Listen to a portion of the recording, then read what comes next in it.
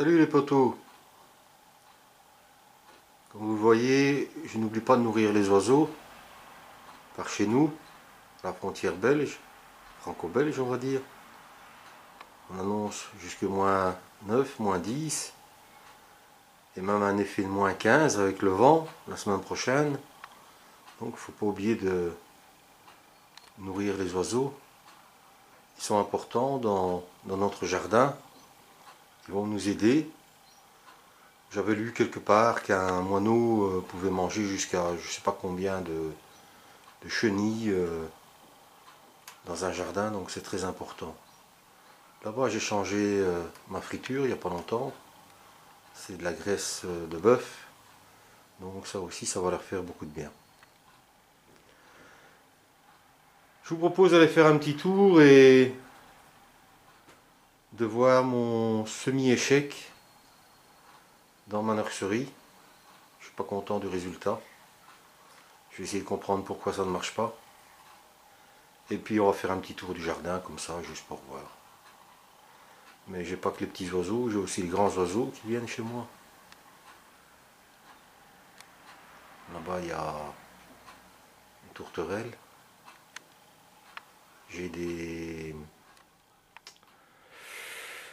J'ai beaucoup de corneilles, ça c'est une infection par ici. J'ai des merles, j'ai un couple de pies, j'ai même des pies verts qui viennent de temps en temps dans ma pelouse. Allez, on y va. 22 degrés dans la nurserie. Bon, ça c'est une chose. Moi j'ai l'impression que c'est trop chaud et que les néons sèchent vite la terre. Je vais vous montrer les rescapés. Apparemment, en ce qui concerne les piments, les poivrons, ça a l'air de fonctionner plus ou moins. Mais alors les tomates, c'est la grosse cata. Mais la grosse cata. Honnêtement, je suis hyper déçu. Là-bas, on a les œillets d'Inde qui ont l'air voilà, de pousser un peu correctement. Oui, j'ai quand même quelques tomates qui ont l'air d'y aller. Par exemple, ici, on a une marmande hâtive. Là, c'est les siciliennes. Mais honnêtement, dans l'ensemble, là, on a des ignas. Là-bas, j'ai semé du persil, de la ciboule, de la ciboulette, etc. Mais au niveau des tomates, franchement, je suis déçu. Donc, plan B. Je vais attendre entre le 10 et le 12 mars, sauf le 11, parce qu'il y a un nœud lunaire. Et la lune est favorable au semis de tomates. Et puis voilà, on va recommencer. On va recommencer, mais en tout état de cause, si je les mets ici dans la nurserie, ce sera vraiment que quelques jours. 12 mars, avec la période de froid qu'on vient d'avoir, normalement on devrait être bon. Ça devrait aller ensuite pour les températures. Donc je pense les élever, si je puis dire, un petit peu dans ma serre, quitte à mettre un petit chauffage. Ça c'est Poupouche, c'est Pouche-Pouche. Moi j'ai 2 chats, c'est 2 rescapés. Ils se sont installés chez moi, j'ai jamais rien demandé. Ils sont bien. Alors ils se plaisent dans la maison, mais ils ne sortent plus jamais. Donc je vais essayer de les cultiver pendant tout un moment dans ma véranda en mettant un petit chauffage pour dire de toujours garder au minimum 10 degrés et éviter le gel. Voilà, je pensais prendre un peu d'avance et puis voilà. Maintenant, à côté de ça, j'ai un ami qui a toujours de très belles tomates et qui sème jamais avant le mois d'avril. Vous savez, les tomates, quand on analyse bien la chose, en général, c'est entre 50 et 90 jours. Hein. Ça fait 2 ou 3 mois. Donc, c'est bien de les renforcer en les semant en janvier pour avoir du beau pied. Mais est-ce réellement utile? Je sais pas. Je me pose la question. Comme je vous ai déjà expliqué, j'ai encore profité cette semaine du gel au sol le matin pour donner 2-3 coups de fraiseuse. Et je suis franchement, sincèrement là, très satisfait du résultat. Ma terre qui était gorgée, mais gorgée d'eau, ça sèche relativement bien. Voilà, ici c'est encore gelé en dessous. Je vais peut-être tout à l'heure donner un coup. Enfin, j'ai plus pensé dans la semaine. Et voilà, je suis bien content du résultat. Ma serre. Ma serre, on va l'ouvrir, on va regarder combien il fait. Je vais regarder ici. Hein. Il y a une belle couche de glace. Hein. Ça prouve, regardez-moi ça la couche. Ça prouve quand même que ça a bien piqué cette nuit. Alors bah ici, ouais, je vais laisser ouvrir un peu parce que la serre est tellement bien isolée et tellement propre maintenant. Je suis à 30 degrés. Il ne faut pas déconner. On va laisser aérer un petit peu et ça va sécher les vitres aussi. Ici, je pense que je vous avais montré, hein, j'ai semé du radis, de la roquette, plusieurs sortes de salades. Ben, ça a l'air de suivre son cours, tout petit doucement. On n'est pas pressé. C'est vrai qu'un peu de roquette bien fraîche dans sa salade, ça fait toujours beaucoup de bien. Les tomates que j'ai pas surpiquées, voilà, j'ai tout tapé ici, elles viennent que pourra. Les plus résistantes resteront, les autres, ben tant pis. Hein. On recommencera. Hein. Au bout du compte, vous savez, moi pour mon ménage, avec une vingtaine de plants que je pose ici, j'ai largement suffisamment de tomates. C'est parce qu'on aime bien faire les conserves de tomates pour la sauce. Ma femme est quand même italienne. Ou pour la soupe, ou une minestrone. Mais voilà, une vingtaine de plants ici, c'est largement suffisant. Mais comme je veux essayer cette année d'avoir des piments pour faire mes épices et des poivrons, voilà, ben, il faut tester, il faut essayer.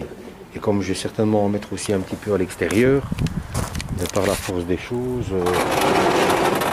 comment dire, il faut avoir des plants qui sont un peu résistants, quoi. Ça, ce sont des échalotes que j'ai achetées cette semaine, enfin il y a 2 semaines presque. La fameuse Red Sun, conseillée par Philippe. Et alors ça, c'est la spécialité plus ou moins belge, c'est la cuisse de poulet. Et normalement, je vais mettre ça juste en face avec les oignons. C'est la partie du terrain qui est plus ou moins la moins amendée parce que il faut pas un sol trop riche pour tout ce qui est oignons, échalotes, etc. Donc ici, c'est plus ou moins prévu. Oignons, ail et échalotes. Pour le reste, on verra au fur et à mesure. Voilà, vous voyez, hein, coup de motoculteur, ça a fait du bien et même le fumier qui est incorporé commence vraiment à bien se décomposer. Ça, normalement, ce sera une grosse partie pour le pomme de terre. Cette année, j'ai pris la Panamera et la corne de Gap. Et puis, on verra bien au fur et à mesure. Hein. Voilà. Nous arrivons au deuxième terrain. Là, sur 15 jours, 3 semaines, j'ai encore vraiment bien bouloté, je suis content. Ce matin, malgré le froid, j'ai quand même réussi à faire 2 voyages de broyat. Et je commence à arriver au bout de mon cycle. J'ai aussi nettoyé presque tous les carrés. Même si en permaculture on dit qu'on laisse toujours quelque chose. Mais comme on annonçait des grosses gelées, je me dis pour décompacter le sol, idéalement il faut nettoyer. Hein, parce que bien gelé au sol. Hein. Bien gelé. Hein. Bien gelé. Donc le dernier broyat que j'ai amené, j'avais encore toute cette surface ici, en face de mes composteurs et c'était encore une grosse berdouille avec la flotte qu'on avait eue pendant des mois. Donc voilà, j'ai un sol propre, sec, et grâce au gelé, tout ce qui est en dessous normalement va bien se décomposer. Comme me disait un ami, tu vois, ta mare commence à baisser. Hein. La terre pompe pas mal. Hein. Mais normalement, je vais essayer de trouver un système pour, dès qu'il y a une petite pluie, un tuyau qui remplit la mare et J'espère que la faune et la flore après va s'installer dans cette mare. Avoir des crapauds, des grenouilles, c'est toujours intéressant dans un jardin. Voilà, ici j'ai mis encore une couche de broyat. Là on a la poire de calebasse que j'avais récupérée, et j'ai récupéré ça juste parce qu'après il y a un mouton qui a mangé l'arbre chez un ami. C'est la poire de calebasse, c'est une poire bien de chez nous. C'est ma maman qui a 78 ans qui a dit ben, j'en trouve plus. Donc on a réussi à la greffer et j'espère que ça va bien reprendre. Et ici j'ai eu un ami 3 bouleaux. Celui-là je l'avais déjà eu il y a 1 an, il avait déjà bien pris, mais je l'ai déménagé parce qu'il n'était pas bien. Et alors les 2 autres bouleaux ici, ils sont petits évidemment, mais enfin on va attendre. Mais celui-là là-bas, le plus grand, il a qu'1 an. Hein. Et les bouleaux, on les met en général en triangle. Je les ai mis en bas de la butte. Et le but du jeu, c'est dans 4 ou 5 ans, quand les bouleaux seront bien, c'est de récupérer la sève de boulot. C'est excellent pour la santé, faire une cure au printemps. Voilà, ben, je suis arrivé là avec mon broyat. Donc si je veux vraiment arriver au bout, il me faut au minimum 1 ou 2 voyages pour la butte. Et encore 1 ou 2 voyages pour terminer ici devant. Et alors si je veux aller jusque par là, encore 1 ou 2 voyages. Allez, 5 ou 6 voyages et je devrais être propre partout. Et aussi trouver du broyat un peu plus gros parce que j'ai nettoyé mes chemins. Et c'était vraiment la bordouille aussi. C'était un broyat qui était assez déjà bien fait quand je l'ai mis.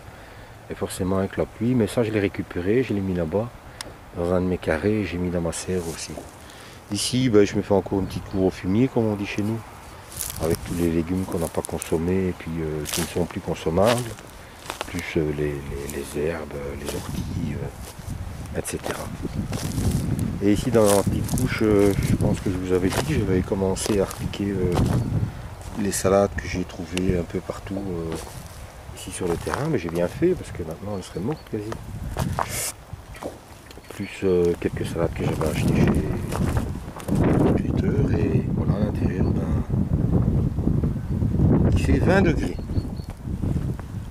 C'est vrai qu'avec le vent, ça renforce encore cette idée de froid.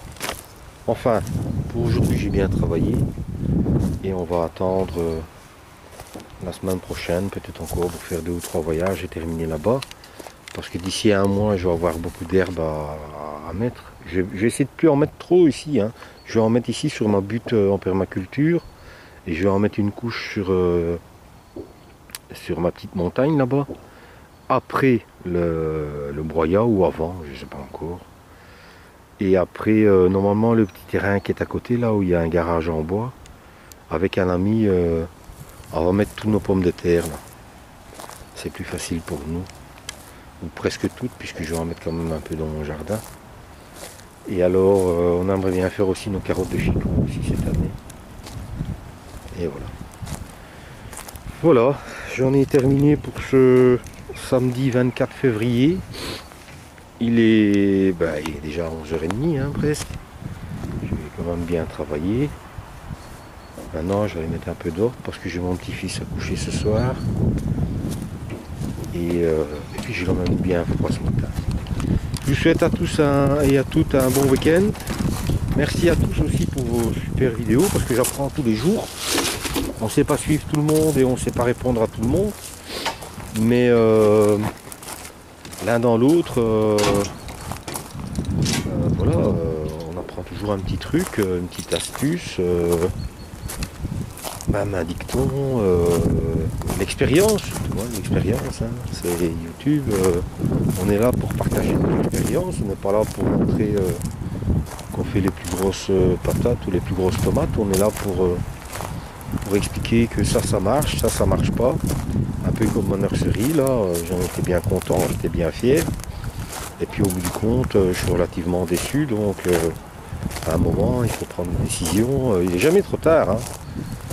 Mais si on ne prend pas les décisions, alors on se retrouve bloqué et à la case départ, et on va là acheter des plants, et on ne sait pas d'où ils viennent, on ne sait pas comment ils ont été cultivés. Et ça, franchement, moi à l'heure d'aujourd'hui, ça ne me va plus. Allez, éclatez-vous bien dans vos jardins et un bon week-end à tous. Ciao.